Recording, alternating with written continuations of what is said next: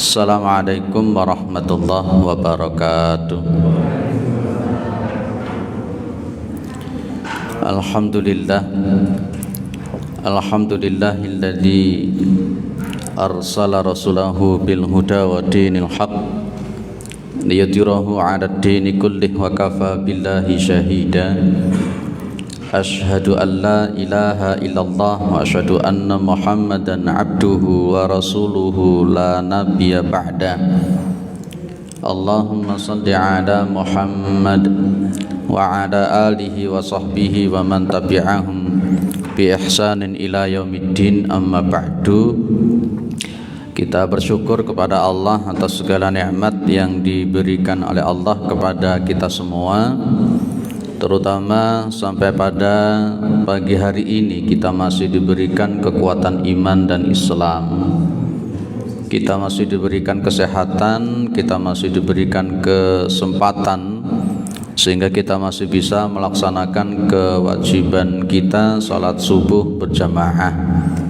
Dan kita lanjutkan dengan mengkaji agama Allah Subhanahu wa taala. Mudah-mudahan kesempatan semacam ini senantiasa diberikan oleh Allah kepada kita semua sampai nanti kita menghadap kepada Allah yang tentunya dalam posisi husnul khatimah. Salawat salam tetap terlimpahkan kepada Rasulullah Muhammad sallallahu alaihi wasallam sebagai khatamil anbiya wal mursalin, penutup para nabi dan rasul, yang tidak ada nabi lagi sesudah Nabi Muhammad sallallahu alaihi wasallam. Para jamaah, Bapak Ibu yang dimuliakan oleh Allah Subhanahu wa taala. Seperti biasanya minta izin suaranya tak kencengkan ya, untuk subuh-subuh semacam ini. Baik. Kalau kita amati di dalam sirah nabawiyah, perjalanan dakwah Rasulullah Muhammad SAW yang kurang lebih 23 tahun ya, setidak-tidaknya ada 4 ya, setidak-tidaknya yang paling pokok, yang paling penting ada 4 perkara yang betul-betul ditekankan oleh Rasulullah Muhammad SAW kepada para sahabat. Yang itu nantinya 4 perkara ini betul-betul menghiasi pribadi, menghiasi karakter daripada para sahabat, dan itu pun nanti akan berpengaruh kepada perjuangan Islam. Perkara yang pertama yang senantiasa dan terus ditekankan oleh Rasulullah Muhammad SAW kepada para sahabat itu adalah tentang pemahaman bagaimana sebenarnya iman yang sesungguhnya itu yang kayak apa. Iman yang sesungguhnya itu loh yang gimana? Apakah iman itu hanya sekedar diucapkan saja, atau bagaimana posisinya, konsekuensi ketika seseorang itu mengucapkan iman itu yang kayak apa? Saya contohkan umpamanya di dalam surah Al-Hujurat ada ayat 14, ada ayat 15. Ada orang Arab Badui yang datang kepada Rasulullah Muhammad sallallahu alaihi wasallam. Ya, qalatil a'rabu. Jadi orang-orang Arab Badui datang. Dia mengatakan apa? Amanna, kami beriman. Pas ketika orang Arab ini mengatakan kami beriman, maka jawabannya di situ qul lam tu'minu walakin qulu aslamna walamma yadkhulul imanu fi qulubikum. Di situ katakan, wahai Muhammad, lam tu'minu, kalian itu belum beriman, walakin qulu aslamna, tapi katakanlah kami ini baru masuk Islam. Di sini ayat ini Al-Hujurat ayat 14, dan berkali-kali saya katakan di sini, ayat ini berkali-kali saya sampaikan di sini. Ini jelas perbedaan antara iman dan Islam menurut Al-Hujurat ayat 14. Memang Syekh Mustafa Al-Bugha juga menjelaskan, para ulama juga menjelaskan, ketika ada kata-kata iman dan Islam yang diletakkan dalam satu matan hadis atau diletakkan dalam satu ayat, itu memang mempunyai makna yang berbeda. Tapi kalau disebutkan masing-masing tanpa menyebutkan salah satunya, maka itu mewakili. Baik, di sini qul lam tu'minu walakin qulu aslamna. Ya, katakan wahai Muhammad, kalian belum beriman, tapi katakanlah kami ini baru masuk Islam. Kenapa begitu? Walamma yadkhulul imanu fi qulubikum. Ya, karena memang iman itu belum masuk ke dalam hati kalian. Kita khawatir kalau kita ini mengaku-ngaku beriman, saya beriman, jawabannya sama seperti Al-Hujurat ayat 14 ini. Jangan-jangan Gusti Allah mengatakan, oh kamu belum beriman, iman itu belum masuk ke dalam hati kalian, kalian itu baru masuk Islam, baru beragama Islam. Saya kaitkan dengan Al-Baqarah 183 ini. Itu yang dipanggil itu agamanya atau imannya, Pak? Yang dipanggil adalah imannya, Pak. Karena memang kalau berkenaan dengan semacam ini, tidak semua orang Islam itu, ya, tidak semua orang Islam itu oleh Allah disebut sebagai orang beriman. Tidak semua orang yang beragama Islam itu mereka punya iman. Oh, ini Al-Baqarah 183 itu yang dipanggil iman, Pak, bukan agama. Siang-siang jam 12, jam 1, kok begitu enaknya gitu kan, makan, minum, ya agamanya ya Islam, ya sehat, si gagah, si ganteng, si ayu. Mereka begitu enjoynya makan, ya siang-siang itu makan siang dan sebagainya. Sementara orang-orang yang lain itu berpuasa. Itu konteksnya sebenarnya mereka tetap Islam konteksnya, ya. Tapi katakanlah panggilan keimanannya itu belum nyantol. Dong-dongnya kemudian mengatakan hormati orang yang tidak berpuasa. Ya repot model semacam itu. Maka memang betul. Nah, di situ akhirnya di dalam surah Al-Hujurat ayat 14 sama ayat 15 itu disebutkan setidak-tidaknya ada beberapa hal di situ. Allah kemudian menyebut intuti'allaha wa rasulahu la yalitkum min a'malikum syai'a innallaha ghafurur rahim.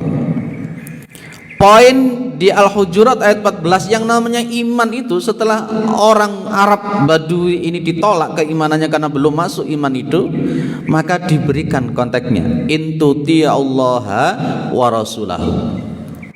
Jika kalian itu taat kepada Allah, jika kalian itu taat kepada Rasulnya. Ini poin penting syarat. Ini poin penting saya katakan, kalau boleh saya mengatakan syarat sahnya iman itu ya wa intuti'ullaha wa rasulahu. Syarat sahnya iman.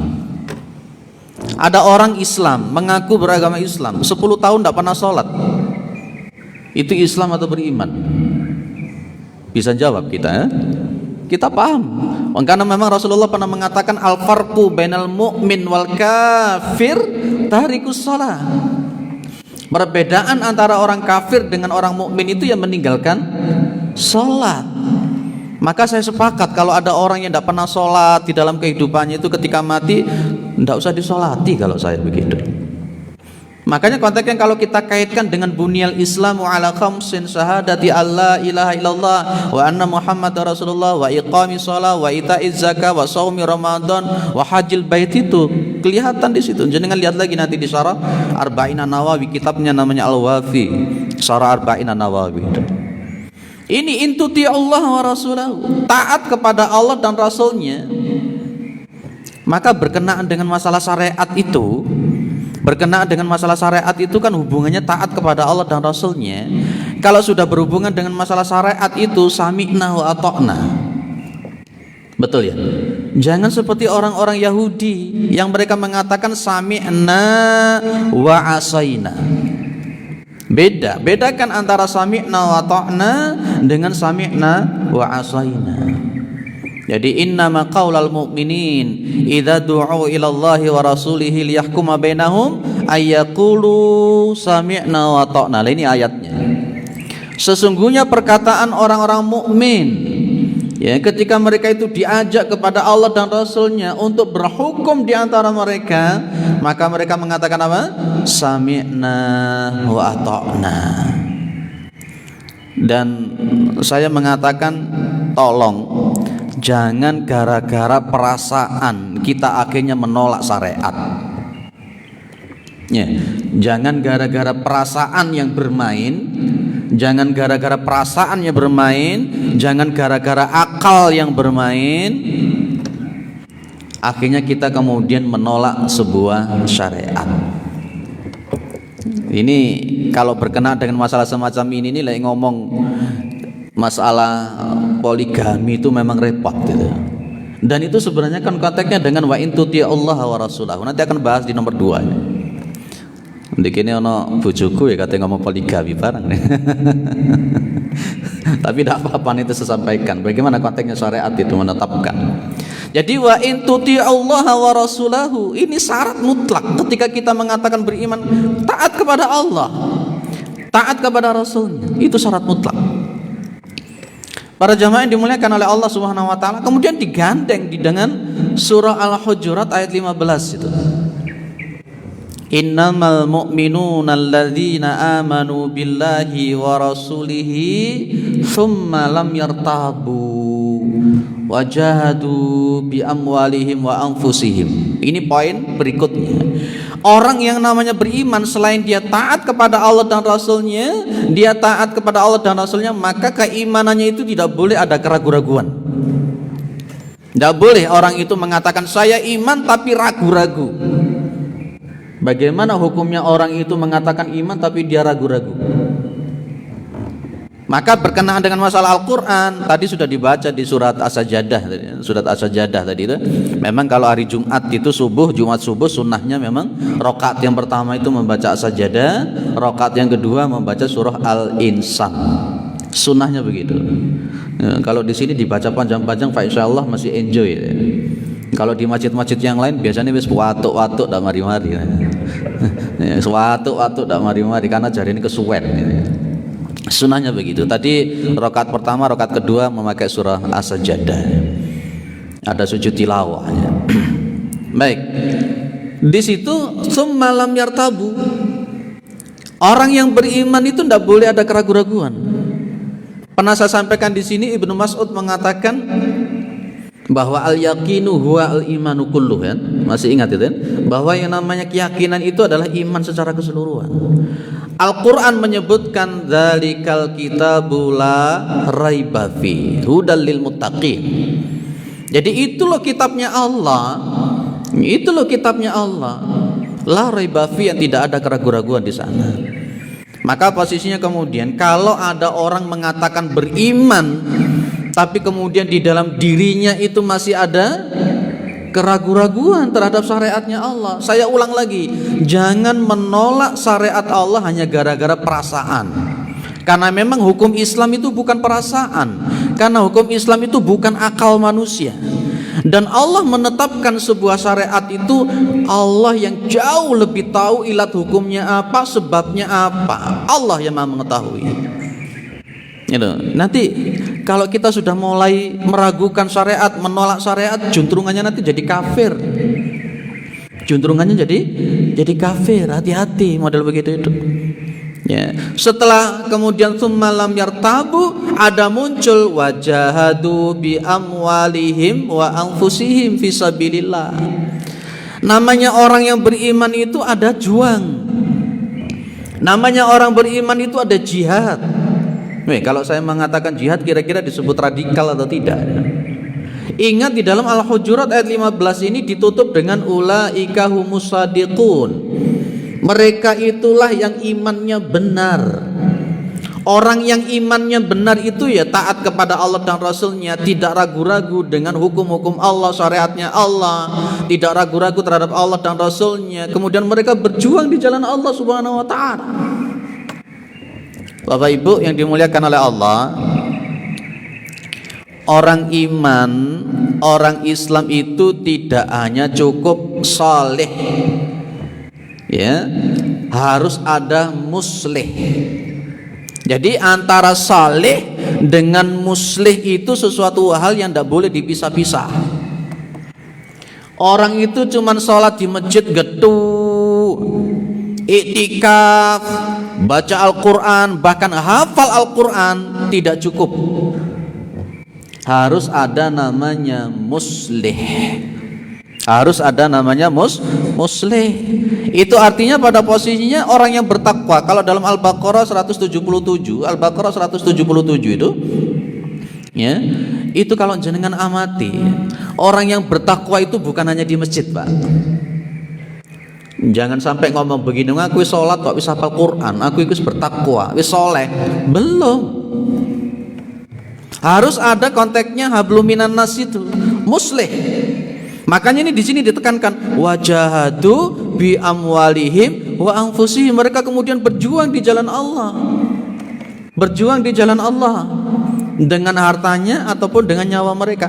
Maka konteksnya hadisnya sampai begini, Rasulullah mengatakan, man mata walam yaghzu walam yuhaddis bihi nafsahu mata ala syu'batin minan nifaq. Wah, ini hadisnya kencang.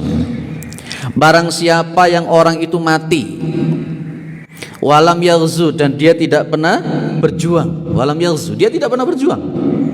Walam yuhaddis bihi nafsahu, tidak pernah terbersit di dalam dirinya untuk memperjuangkan agama Allah Subhanahu wa taala, mata ala su'batin minan nifaq, maka dia nanti mati dengan membawa cabang-cabang kemunafikan. Saya khawatir jangan-jangan sholat kita dianggap munafik, jangan-jangan puasa kita dianggap munafik. Kenapa? Kita belum muslih. Makanya konteksnya kemudian ada kalimat juga dalam hadis Rasulullah SAW, laisa minna billadhi yashba'u wa jaruhu ja'i'un idza jambi. Bukan termasuk golonganku orang yang perutnya kenyang sementara tetangganya kelaparan. Ini artinya orang ini belum muslih, baru soleh. Clear ya Bapak Ibu yang dimuliakan oleh Allah. Jadi makanya saya bilang, antara sunnah dengan yang wajib wajibnya jangan dikalahkan. Saya kemarin tanya di Masjid Rahmat Sufat sama di Al-Falah Gadang, ada orang itu iktikaf 10 hari terakhir, wis gak tahu mulai tekan masjid, gak pernah pulang dari masjid. Iktikaf itu hukumnya apa, Pak? Sunnah atau wajib? Sunnah. Iktikaf itu hukumnya sunnah. Dia beriktikaf di masjid begitu luar biasa, tidak pernah pulang.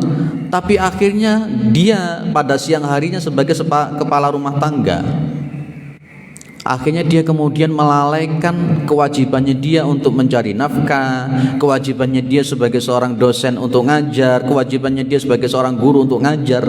Sementara mengajar ini sebagai kewajibannya dia, hanya gara-gara iktikaf kemudian jadi hilang ngajarnya, itu kerjanya jadi hilang. Ini artinya yang wajib itu dikalahkan oleh yang sunnah. Gara-gara tahajud semalaman, akhirnya kemudian pas ketika di masjid iktikaf, terus istrinya bolak-balik marani. Marani kenapa? Minta belanjanya itu tidak pernah dikasih. Itu ya rauleh. Jadi antara kewajiban dengan sunnah itu jangan. Yang wajib itu dikalahkan oleh sunnah. Makanya pas ketika dikomati, idza uqimatis salatu fala salata itu. Ketika jenengan sudah dikomati, jenengan kok masih sholat sunnah, jenengan masih sholat sunnah, maka batalkan sholat sunnah itu, karena sudah dikomati itu. Tidak ada sholat sunnah lagi kalau sudah dikomati. Jenengan baca Al-Quran, membaca Al-Quran, kemudian ada taklim semacam ini, maka tutup itu Al-Quran, kemudian dengarkan kajian.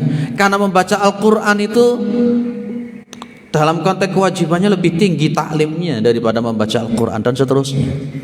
Itu jadi poinnya, ketika taat kepada Allah dan Rasulnya, ketika tidak ada keraguan-raguan, dan kemudian berjuang di jalan Allah, itulah pemahaman yang ditekankan oleh Rasulullah, lah itulah iman yang sesungguhnya. Jadi jenenge iman itu ya orang mau ngomong tok, aku iman, tapi orang lakoni, udah iso. Yang namanya iman itu ya melakukan. Yang namanya iman itu ya melakukan aktivitas, tidak bisa dibatin tok.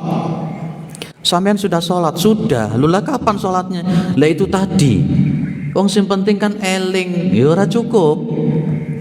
Gantian nanti saya tanya, sudah makan? Sudah. Kapan? Iku mang wis tak batin, tak bayang nih ngemplok nasi, udah iso. Yang namanya iman itu ya jalan, yang namanya iman itu gerakan. Yang namanya iman itu aktivitas. Maka konteksnya kemudian ketika berkenaan dengan masjid, Nabi sempat mengatakan kepada para sahabat yang lain, kalau kamu itu melihat seorang laki-laki ya taduna fil masajid, dia membiasakan diri berjamaah di masjid, maka Nabi bilang apa? Fashhadu lahu bil iman, maka saksikan bahwa dia itu adalah orang yang beriman.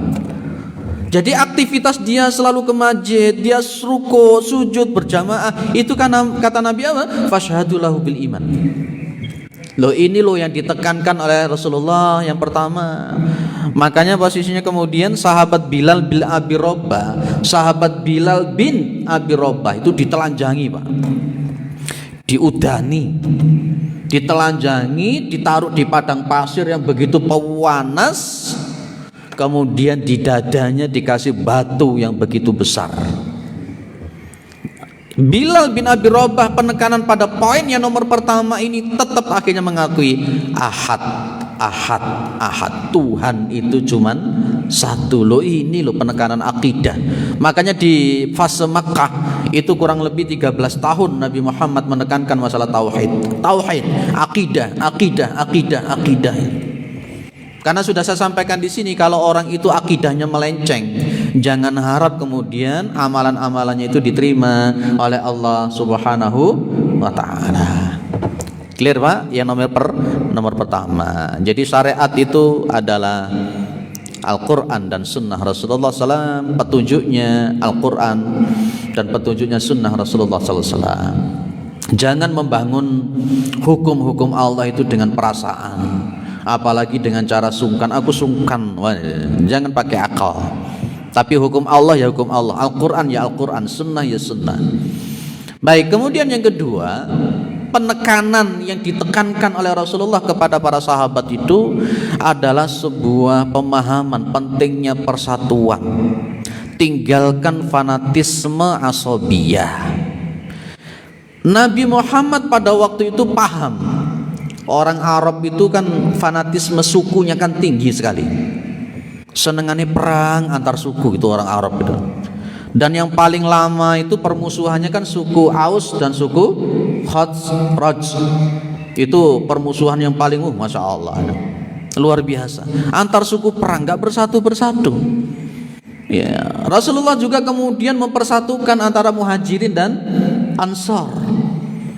Coba jenengan bayangkan, di pada waktu perang Badar, jumlah orang itu cuman 313. Lawannya 3 kali lipat.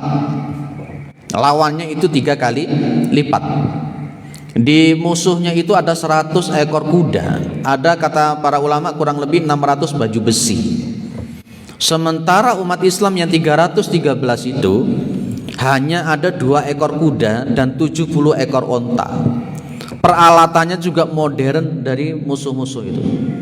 Kalau pada waktu itu unsur fanatisme suku ada, kalah, Pak. Kalah. Kalau ada unsur kepentingan suku, fanatisme asobia muncul di 313 orang itu ada, hancur, Pak, umat Islam. Itu kan kepentingan yang dimiliki oleh orang-orang munafik, sehingga kemudian mereka itu membelot mengikuti orang-orang kafir.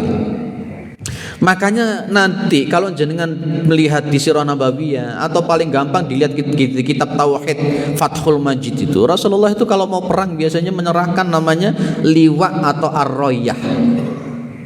Liwa atau ar-royah. Ada bendera Rasulullah Muhammad SAW yang dasarnya hitam, tulisannya itu adalah la ilaha illallah Muhammadur Rasulullah. Ada benderanya Rasulullah Muhammad SAW yang dasarnya putih, tulisannya hitam, la ilaha illallah Muhammadur Rasulullah, dipegang. Ini siapa? Besok yang memegang benarin. Kalau di dalam kitab Fathul Majid itu yang nyuruh megang adalah sahabat Ali bin Abi Thalib di antaranya. Sahabat Ali bin Abi Thalib, mereka maju. Bendera yang diusung itu adalah bendera tauhid, bukan bendera sukunya, bukan bendera kelompoknya. Itulah pentingnya itu. Kalau umpamanya fanatisme itu muncul, asobiyah itu muncul, habis pada waktu itu. Ya seperti zaman kita sekarang ini, kalau fanatismenya itu yang dimajukan, asobiyahnya itu yang dimajukan, ya seperti sekarang Baidaisen dibentur-benturkan semakin gampang. Nah, para jamaah yang dimuliakan oleh Allah Subhanahu wa taala, termasuk tadi saya bilang di awal tadi, ilat hukumnya kenapa Nabi bisa menikah 11 orang. Ya boleh kita katakan namanya poligami itu ya. Ibu, kalau saya bilang poligami jangan anu ya Bu ya. Engko nanti pesan sama takmirnya, ojo diundang meneh iku takmire.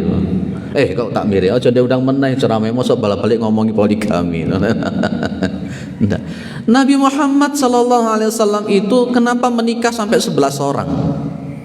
Di antaranya unsur yang kedua ini ilat hukumnya. Ya. Ada anaknya kepala suku ini, ada anaknya kepala suku ini. Putrinya dinikahi. Ketika sudah putrinya dinikahi, Masya Allah, ini jadi mertuanya, ini jadi mertuanya. Wis musuhan itu jadi hilang. Itu diantaranya memang 11 orang istrinya Nabi. Jenengan tidak boleh sampai 11 orang, tidak boleh ya. Maksimal cuma 4. Maksimal cuma 4. Wong papat kadang-kala yo gak karu-karuan ya. Ya Pak Ghazali guyu tok. Baik gitu. Itu. Maka kemudian Rasulullah Muhammad sallallahu alaihi wasallam pernah mengatakan ya. Rasulullah Muhammad sallallahu alaihi wasallam pernah mengatakan, "Laisa minna man da'a ala asabiyah wa qatala ala asabiyah wa mata ala asabiyah." Bukan termasuk umatku orang yang berdakwah itu karena asabiyah. Wih, ngotot-ngotot dakwah, ceramah, ngecepret semacam ini. Tapi kalau dasarnya asabiyah, laisa minna, bukan umat Nabi Muhammad sallallahu alaihi wasallam. Wa qatala ala asabiyah, ya berjuang, berperang karena asabiyah, itu tidak diakui umat Nabi Muhammad sallallahu alaihi wasallam. Wa mata ala asabiyah, dan ketika dia mati dalam posisi asabiyah, tidak diakui oleh umat Nabi Muhammad sallallahu alaihi wasallam. Jadi kita dakwah itu ya karena Allah dan Rasulnya tadi yang awal. Kita berperang ya karena Allah dan Rasulnya. Kita mati ya la ilaha illallah Muhammadur Rasulullah sallallahu alaihi wasallam itu. Maka saya katakan para jamaah yang dimuliakan oleh Allah, patokan Islam itu bukan ormas. Patokan Islam itu bukan kelompok. Patokan Islam itu bukan kiai. Patokan Islam itu bukan ustadz, bukan. Tapi patokannya Islam itu walak wal barok. Walak wal barok. Ketika ormas jenengan mengatakan A, ternyata yang dikatakan ormas itu bertentangan dengan Al-Quran dan Sunnah, maka fatwa yang A ini harus ditinggalkan. Jangan sampai seperti yang disebut di dalam Al-Quran surah At-Taubah, ittakhadu ahbarahum wa ruhbanahum arbaban min dunillah. Masya Allah ya. Mereka itu mengambil pendeta-pendeta mereka itu mengambil ulama-ulama mereka Tuhan selain Allah. Ada mu'alaf sahabat itu yang protes sama Nabi. Yo Nabi, saya tidak bersujud kepada dia kok. Nabi, saya tidak menyembah ulama. Kami tidak menyembah kepada siapa? Tidak menyembah kepada rahib pendeta. Nabi cuma bilang, bukankah ulama kalian menghalalkan yang haram dan mengharamkan yang halal, kalian mengikuti? Benar ya Nabi, kami melakukan itu. Ya itu namanya mengambil Tuhan selain Allah itu. Clear Pak? Poin mengambil Tuhan selain Allah di zaman kita sekarang ini banyak enggak yang asobiyah model begitu? Jangan-jangan juga mempertuhankan seorang kiai, seorang ustaz. Nun sewu. Ketika Al-Qur'annya diinjak-injak, tenang-tenang saja. Ketika Islam yang dihina, tenang-tenang saja. Tapi begitu ormasnya yang diinjak-injak, ngamuknya luar biasa. Loh, ini gimana posisinya? Walawal baroknya bukan kepada Allah dan Rasulnya, tapi walawal baroknya kepada ormasnya. Syirik secara hukum tauhid. Ketika Islam diinjak-injak, tenang-tenang saja. Ketika Al-Quran diinjak-injak, tenang-tenang saja. Tidak ada sakit hati sama sekali. Ketika Rasulullah dihina, tenang-tenang saja, tidak ada ghirah sama sekali. Tapi begitu kiainya yang dihina, bawa parang, bawa celurit. Ini walawal baroknya yang keliru. Walawal barok yang keliru itu yang kemudian kalau kita amati di dalam kitab tauhid, itu posisi syirkun fil mahabbah wa syirkun fit ta'at. Kesyirikan di dalam masalah rasa cinta dan kesyirikan di dalam masalah ketaatan itu. Oh, ini memang ini yang ditekankan oleh Rasulullah Muhammad sallallahu alaihi wasallam. Makanya para sahabat itu di samping imannya yang begitu kuat, maka persatuannya kepada sahabat yang lain itu begitu kuat. Wa'tasimu bihablillahi jami'a wala tafarraqu. Berpegang teguhlah kepada tali Allah, jangan berpecah belah. Di sebuah masjid, ya, di sebuah masjid, kalau yang didulukan itu kepentingan kelompoknya, habis Pak masjid itu. Di mana-mana itu jenengan amati itu. Kalau di sebuah masjid itu yang didulukan kepentingannya, entah kepentingan duniawinya, kepentingan ormasnya, kepentingan kelompoknya, boleh-boleh saja saya mengatakan bahwa orang itu berormas itu boleh. Tidak salah orang itu memegang atau mengambil ormas itu boleh, tidak salah. Salahnya itu pas ketika walawal baroknya itu, ketika keliru. Ormas itu saya katakan cuman sebagai alat. Ya betul ya. Ormas itu cuman sebagai alat. Ormas itu cuman sebagai perahu.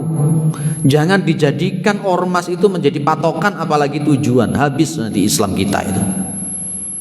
Maka yang kita tonjolkan kalimat tauhidnya, innamal mu'minuna ikhwatun fa aslihu baina akhawaikum itu, Masya Allah. Di masjid A di sana itu, hampir tiap hari ya wis mau gelut tok ae. Wis gelut tok sampai masuk ke pengadilan di Surabaya. Itu karena masing-masing menonjolkan kepentingannya. Akhirnya diputuskan oleh Surabaya, wis ngene, iki ojo ditarik ormas sana, ojo ditarik ormas sini. Keputusan pengadilan di Surabaya.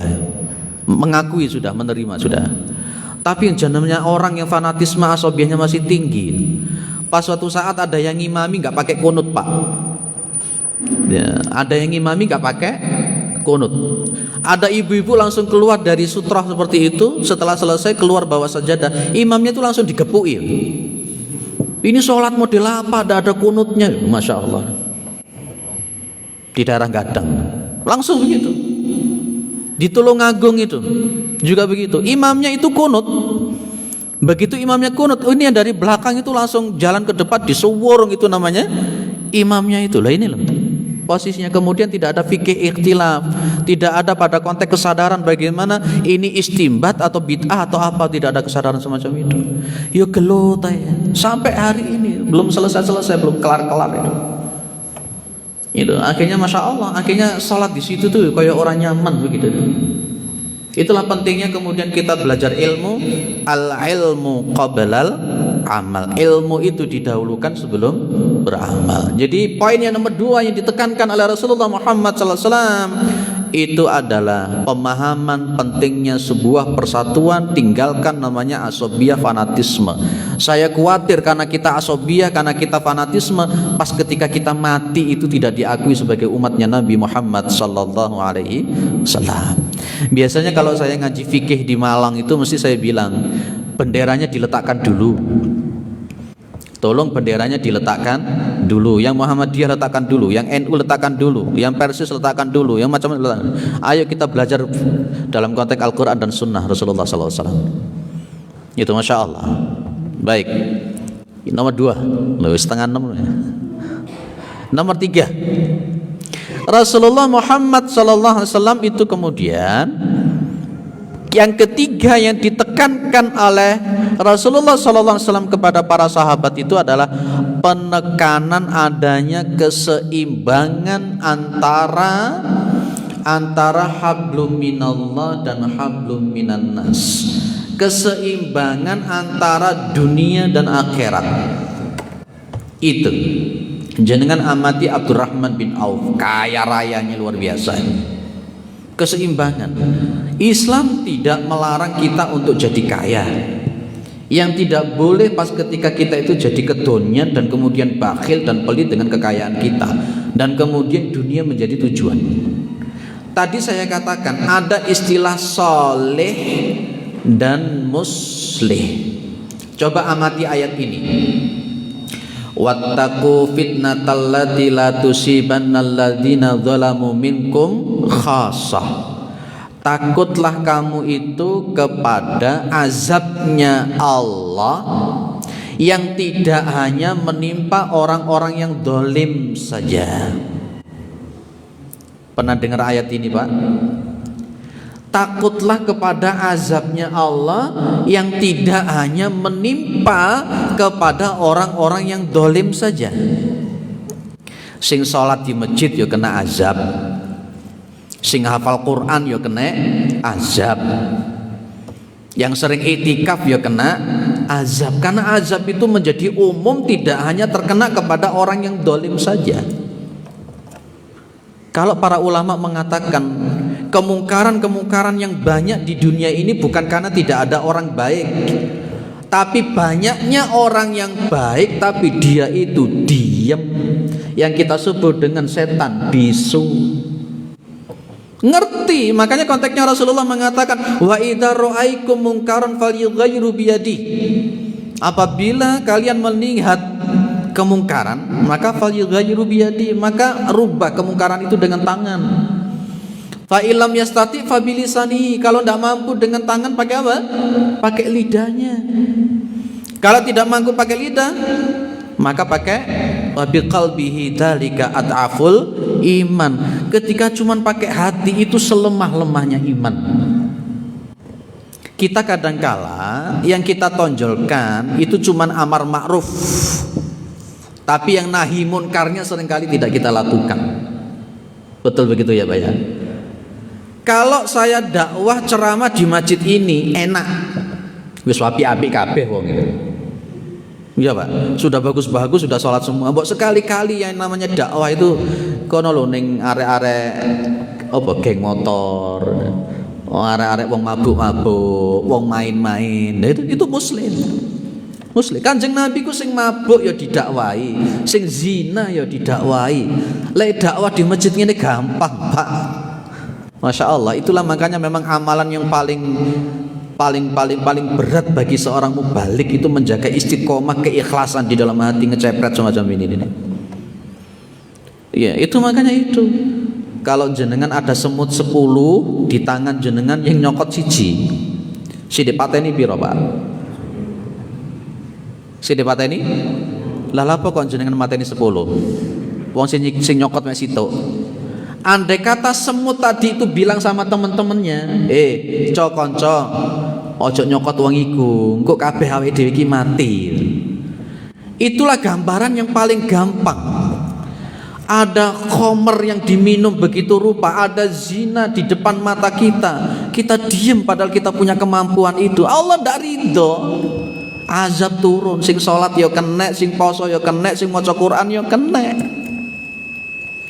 Di dalam sebuah rumah tangga, kemudian sang kepala rumah tangga itu melihat kemungkaran di dalam rumahnya. Ketika kemudian itu dia tidak menghilangkan kemungkaran di rumah tangga itu, keberkahan itu bisa jadi akan dicabut oleh Allah Subhanahu wa taala. Padahal kita punya mampu untuk menghilangkan itu. Itu kan oleh Rasulullah kan digambarkan seperti perahu, Pak ya. Perahu di atas air kan. Perahunya 2 tingkat, 1 sama 2. Itu loh Pak. Lah, orang-orang yang di atas itu, butuh air. Akhirnya orang yang di atas itu turun ke bawah untuk mengambil air. Sementara kemudian air itu ndak ada. Akhirnya orang yang di atas itu kemudian melobangi perahu supaya air laut itu bisa masuk. Lah kan orang yang di bawah itu menengahi babat talanjane dhek kehausan. Itu kalau diem kira-kira sing mati piro, Pak? Ya seluruh perahu itu nanti akan tenggelam karena dia melihat ada orang yang melubangi air dengan alasan karena air tidak ada, daripada menimba dari air laut terus lebih penak dilubangi supaya masuk airnya. Habis semuanya. Habis. Itulah makanya saya katakan ada soleh, ada musleh. Gak cukup orang itu cuma maca Quran tok, gak cukup, Pak. Bagaimana kita itu punya giroh. Makanya sejak awal saya katakan ada wajahadu bi amwalihim wa anfusihim fisabilillah. Anak usia 7 tahun diperintahkan untuk sholat, muru auladakum bis sholati khina balagha sab'a sinin. Perintahkan anakmu itu sholat ketika dia usianya 7 tahun. Tapi wadribuhum, pukul anak-anak kalian itu khina balagha asyara sinin, pas ketika mereka sudah usianya 10 tahun. Anak 10 tahun, anak sudah 10 tahun tidak sholat, itu halal untuk dipukul, tapi nggak boleh memukul kepala. Jadi kalau di sini mungkin ada anak-anak yang ikut ngaji di sini, andai kata sang bapak mukul karena kamu nggak sholat, ya bersyukurlah karena masih punya bapak yang mau mengingatkan itu. Kalau usia 10 tahun nggak sholat oleh digepuk, oleh dipukul. Le usianya 50 tahun nggak sholat di kapak nih.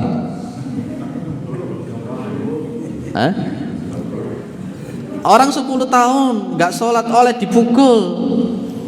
Kalau jenengan punya istri, mohon maaf ya, jenengan punya istri jenengan tidak sholat, usianya istri jenengan sudah 30, 40, 50, bahkan 60 tahun, bapak kepala rumah tangga apa yang dilakukan? Disolati. Ekstrim. Istrinya tidak sholat, jenengan yang diem melihat istrinya tidak sholat, itu Masya Allah. Gusti Allah muring-muring itu, Pak. Gusti Allah itu muring-muring. Makanya kalau jenengan lihat di dalam Al-Quran itu kan, kalau ada istrinya nuzus ya, poin yang pertama dituturi dhisik. Istri yang nuzus itu poin pertama dituturi sik, dikandani, dikanasehati, dikandani tidak kena. Akhirnya masuk ranahnya nomor 2, tahjir, enengno wis, ojo dijak ngomong, menengo wis, cep wis. Ternyata tidak diajak bicara, ditahjir kok pancet ae.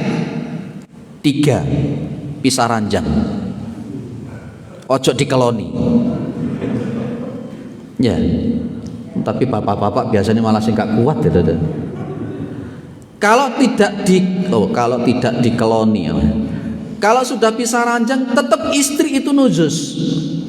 Al-Quran menyebut yang nomor 4 boleh dipukul, tapi memukulnya tidak boleh kepala. Tapi di Indonesia kalau kita memukul sudah KDRT, sudah masuk penjara itu.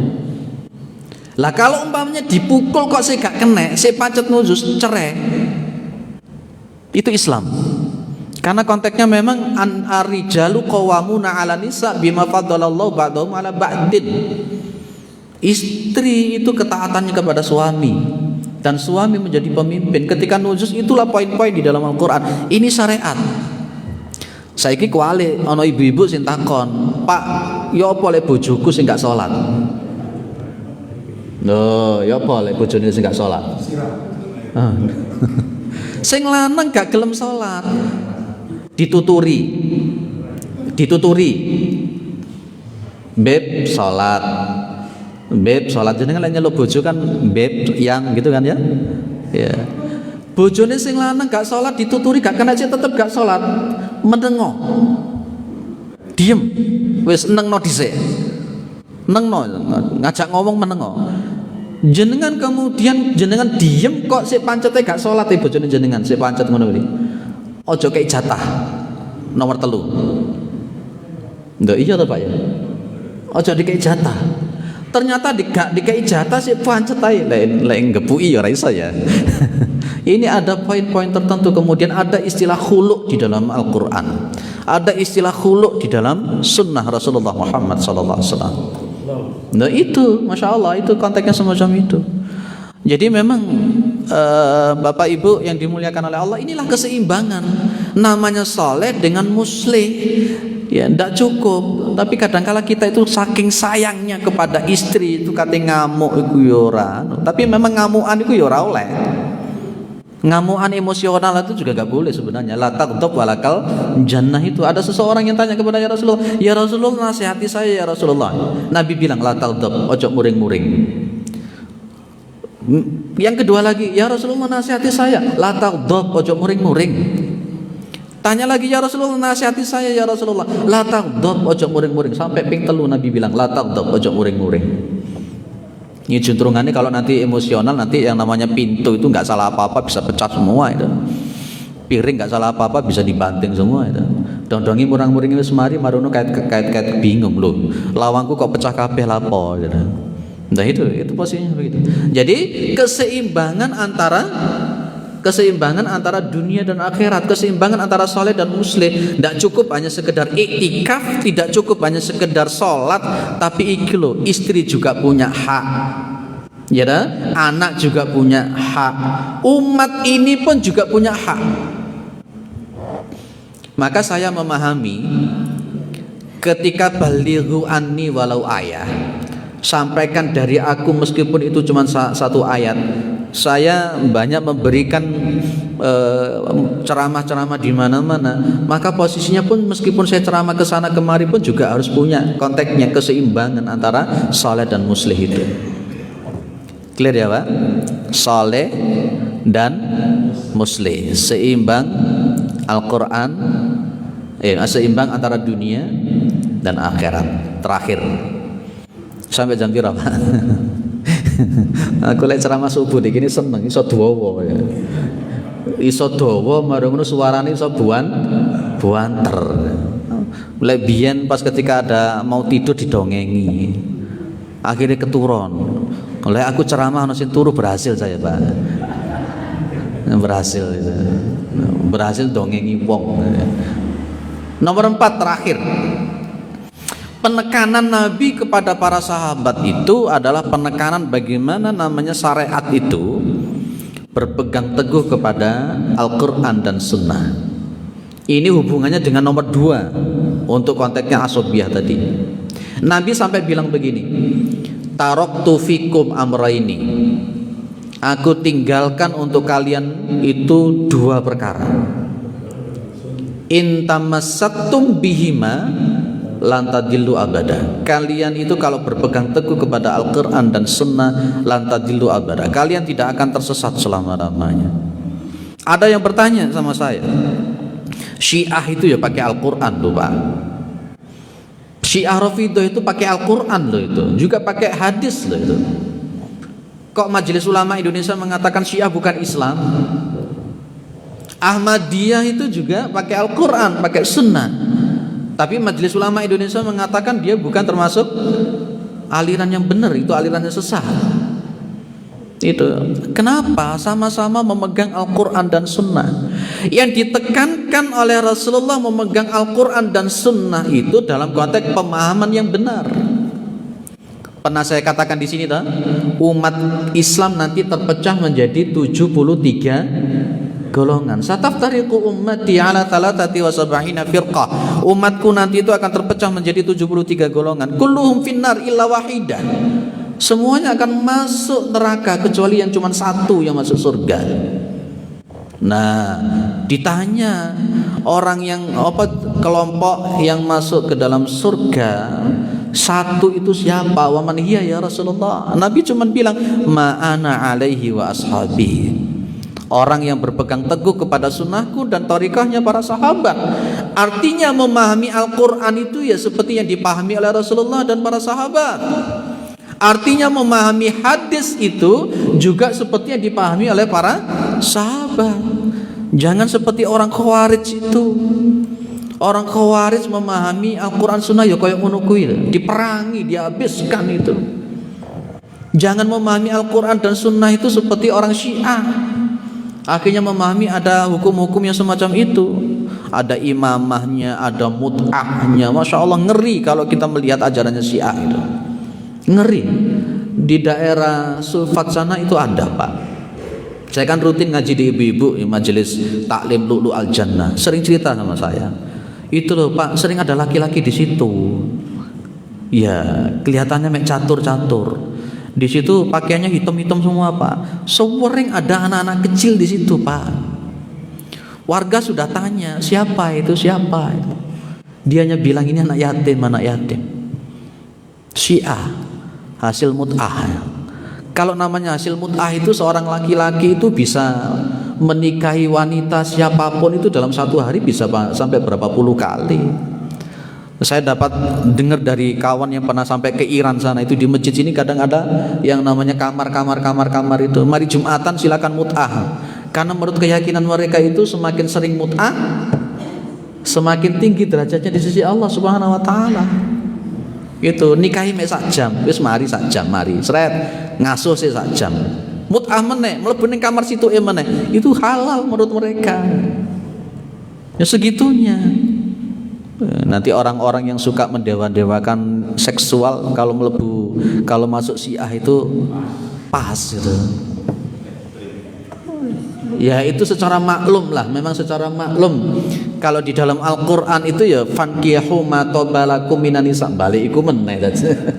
Fankihu ma tabalakum minan nisa'i matna wa thulatha wa ruba. Itu Syiah model begitu. Jadi penekanan pemahaman kepada Al-Quran dan Sunnah itu, pahami Al-Quran sesuai seperti yang dipahami oleh Rasulullah, dan pahami hadis itu seperti yang dipahami oleh para sahabat Nabi Muhammad SAW. Jadi biar gak keliru, ada orang itu puasa wisol. Setelah puasa wisol dia dikasih tahu, puasa wisol itu gak boleh. Kalau puasa wisol itu kalau diterjemahkan di orang Hindu itu kan ada pati geni, ada ngebleng itu. Oh bapak pati geni ngebleng. Jadi puasa ngebleng itu biasanya dia masuk ke kamar gak makan, bisa 1 hari, 2 hari, 3 hari full gak makan terus. Kalau pati geni ditambahi dengan tidak boleh menyalakan lampu, itu di Hindu seperti itu. Nah, itu dikasih tahu orang itu, puasa wisol itu gak boleh. Dia bilang, iku lak jarine kiaimu, jare kiaiku ora apa-apa. Lah ini masalah jadinya itu. Akhirnya jadi masalah. Nah inilah 4 poin Bapak Ibu yang ditekankan oleh Rasulullah kepada para sahabat. Mungkin dalam pandangan jenengan 4 hal yang saya sampaikan ini kewenceng radikal, tapi ini memang harus disampaikan. 4 poin inilah yang betul-betul penting bagaimana kita jadi orang Islam yang sesungguhnya itu ya 4 ini ya, jangan ikut-ikutan. Jangan ikut-ikutan, itu namanya ima'ah. Ima'ah itu namanya ikut-ikutan itu. La takunu ima'atan. Kita punya prinsip. Ya, 4 hal. Jadi yang pertama tadi apa, Pak? Proses imam yang sesungguhnya itu kayak apa? Yang nomor 2, jauhi namanya asabiyah, fanatisme. Yang ketiga, keseimbangan antara dunia dan akhirat. Keseimbangan antara ruh dan badani, jasad dan ruh, keseimbangan antara saleh dengan muslih. Dan kemudian yang nomor 4, berpegang teguh kepada Al-Quran dan Sunnah seperti yang dipahami oleh Rasulullah, seperti yang dipahami oleh para sahabat Rasulullah Muhammad SAW. Clear, saya kira cukup ya. Ada yang didiskusikan, ada yang menambahkan. Lega ada diskusi berarti saya husnudzon 100% paham. Tidak masuk telinga kanan, keluar telinga kanan lagi, insya Allah. Sehingga nanti pas ketika pulang sampai di rumah, ada bapak-bapak mungkin ada uzur yang tidak bisa ke masjid, ibunya ditanya, ibu tadi ngajinya apa? Ibunya bisa menerangkan, ini loh ya, ini loh catatannya ya. Oh gitu. Bapak-bapak yang datang ke sini, yang ibu-ibunya ada uzur tidak datang ke sini, ditanya, ya tadi ngajinya apa? Oh ini loh, ini kesimpulannya ini. Balighu anni walau ayah. Ojo sampai jawab, ya wis ngono iku ngaji iku wis. Ket biyen ngaji iku ya ngono iku. Lah iya apa isine? Mbok aku turu soalé. Jangan begitu ya. Mudah-mudahan bermanfaat. Mudah-mudahan kita ini adalah orang-orang yang husnul khatimah. Mudah-mudahan kita ini adalah orang-orang yang istiqomah. Mudah-mudahan kita ini dimasukkan ke dalam surganya Allah Subhanahu wa taala. Mudah-mudahan keluarga kita adalah keluarga yang sakinah, mawaddah, warahmah. Mudah-mudahan umur kita adalah umur yang barokah, umur yang istiqomah dalam kebaikan. Mudah-mudahan rezeki kita dilancarkan oleh Allah, diberkahi oleh Allah. Anak-anak kita adalah anak-anak yang salih, anak-anak yang salihah, yang hafal Al-Quran, yang ahli Al-Quran, yang ahli ilmu, yang taat kepada Allah dan Rasulnya. Dan mudah-mudahan negara kita adalah negara yang baldatun thayyibatun wa rabbun ghafur. Subhanakallahumma wa bihamdika asyhadu an la ilaha illa anta astaghfiruka wa atubu ilaik. Assalamualaikum warahmatullahi wabarakatuh.